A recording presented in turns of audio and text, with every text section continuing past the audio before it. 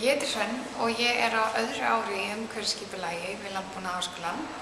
Það sem við lærum við Landbúnaðarháskólann er mjög fjölbreytilegt. Þar með erum við mikið í grænunetum.